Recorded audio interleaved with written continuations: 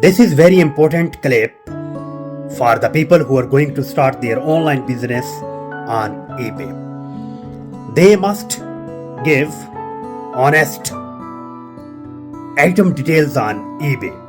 First of all, they have to give title that must be accurate, honest, and well detailed in 40 around about 80 characters. And the second one is honest description. You should must discuss each and everything in your description, right?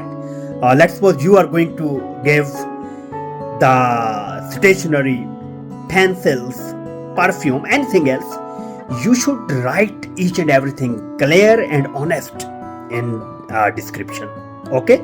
Because of your buyer will pay attention towards the description, then he'll purchase it. Third one is clear pictures.